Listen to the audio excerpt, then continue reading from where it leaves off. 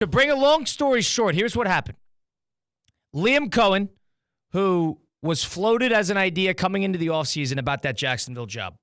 He's the Tampa Bay offensive coordinator. He was at Kentucky the year before. He was at the Rams before that. He's had some success. But the bottom line is he's been in 100 different spots in about 15 years. All of a sudden, Jacksonville is doing a head coaching search with the former general manager, Trent Baalke. Everybody thought that was a crazy decision because nobody wanted to work with Baalke. Eventually, Liam Coen goes in for an interview. From surface level, comes it back out. Then Trent Baalke gets outed, and then all of a sudden, Liam Cohen's back.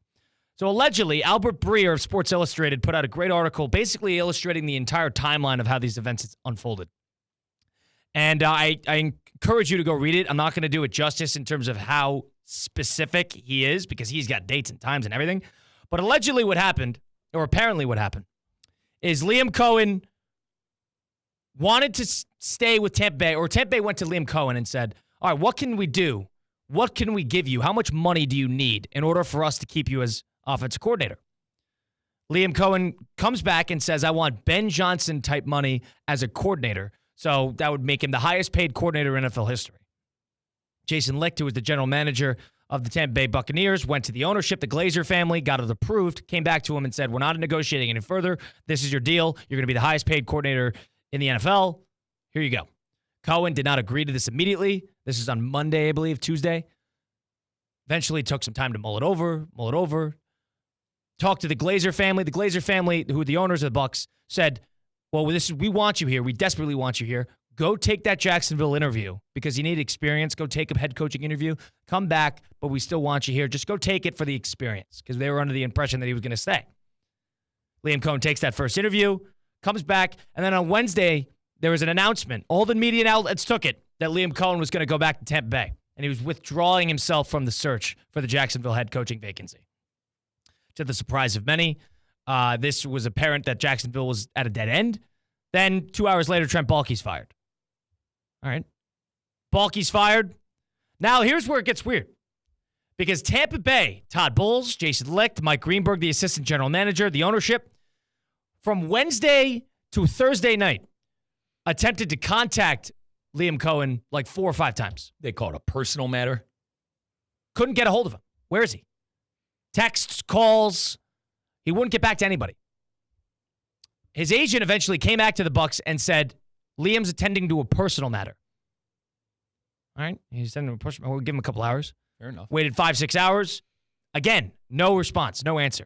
And this is after Liam Coen had the handshake deal in place that he was going to go back as offensive coordinator. He even sent a text to the staff saying, I'm excited to be back. He sent a text to players saying, I'm back. But nothing was signed. He was supposed to sign on Wednesday. Coen goes and asks the general manager, can we wait? Can we wait? Can we wait? Nobody's getting a hold of this guy. And then, when Baalke was fired, Coen calls Todd Bowles on Thursday afternoon and says, hey, I'm dealing with a personal matter right now. Apparently, his kid's health was involved. I'm not sure. But I'm dealing with a personal matter, and this Jacksonville thing has gotten interesting. I might reconsider because Trent Baalke was fired, the former general manager of Jacksonville. All right, okay. And then they got tipped off. A Buccaneers staffer got tipped off from somebody in Jacksonville that Coen was already in the building in Jacksonville. So he had a secret travel day to Jacksonville to go secretly interview for the job because I didn't include this. What was important when the Glazer family told Coen that they'll make him the highest paid offensive coordinator, they said, go take the interview at Jacksonville. Go take your first. You need the experience. But that offer was contingent on him not taking a second interview. You take a second interview, offer's off the table. So Coen, thinking he was slick, goes to Jacksonville to take a secret second interview and preserving that Tampa Bay offer just in case something fell through. On top of this, so that's the Liam Coen side, which is the dumbest thing. This is the craziest thing I've ever heard. Correct. Craziest thing I've ever heard. I'm always on the department of honesty is the best way to go, Colin. Be honest. Be honest with people you work with. I don't know. That was a bit scummy. If I'm being completely honest, it was a bit scummy. To tell the owners of the team that you want more money and you want to be the highest paid at whatever you do and tell them, okay, yeah, this and that. and then go do that. I don't know. I think it's a bit scummy. But And let's hear the next. So that's Liam Coen's side. What Jacksonville did, so this is a two-sided prong on why they had to keep this secret. Liam Coen wanted to preserve that Tampa offer. He didn't want them to find out. He just went dark, the whole thing. But apparently on Jacksonville's side, on Thursday morning, when they were still having conversations, Trent Baalke was fired on Wednesday. When they were still having conversations, maybe there were secret conversations, the ownership called Coen and said you could choose your general manager, an enticing offer. For a first-time head coach, that really hasn't happened since Kyle Shanahan. So that's a big deal. That's a big offer. Big time. But point is, Jacksonville hadn't satisfied the Rooney Rule. The Rooney Rule, for those who don't know, is the minority quota that teams have to interview for head coaching vacancies.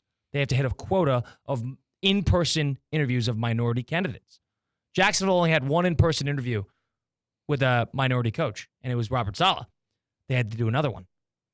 On Thursday midday, they had an interview scheduled with Patrick Graham, the former defensive coordinator of the Raiders, who basically everybody has used for the Rooney Rule, which is so horrible. We have a thought about this later. That it's so patronizing, but they didn't have that yet.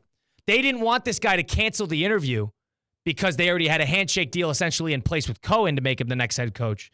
So they had to keep Coen in the building secret so Patrick Graham could do his in-person interview. They could get him out the building. They could satisfy the Rooney Rule. And then all of a sudden they could make things work with Liam Coen. It basically a formality, as awful as it is. That interview was a formality. So you got Liam Coen lying about going back to Tampa. You got Jacksonville making a phony interview for the Rooney Rule. And the Jets did the same thing. Or the Patriots, excuse me, did the same thing. They did for Vrabel.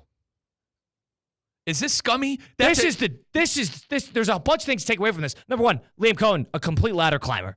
I mean, I understand you got to get to the top of the ladder. You got to do it any means necessary. But this is a little much. And I'm a Jacksonville Jaguar fan. I'm probably a little happy, but it's a bad taste in my mouth.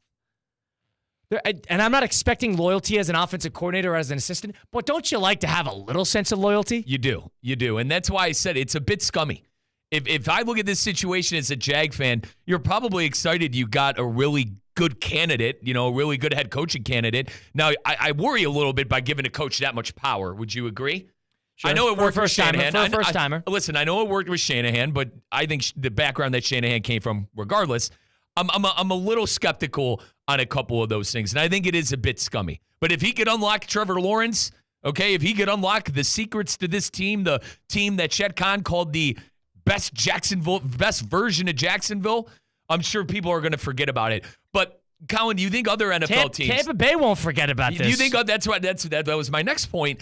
Like other NFL teams, even outside, obviously Tampa Bay is going to remember it, but other NFL teams are going to look at this situation and go, "My God, look how they handled this." Can you handle a situation worse? Yeah, look how Liam Coen handled that situation as well, telling the owners one thing, asking for more money, getting more money, going behind their back on a secret mission to Jacksonville. Listen, I'm not here to play judge, juror, and of if his kid was actually sick, but you tell the team you have a personal matter, okay? And then they find out that you're in the building. Colin, he's in the building in Jacksonville. Bit scummy. Really, really bizarre. Bit scummy. Could you handle this any worse? No. Could you do this worse?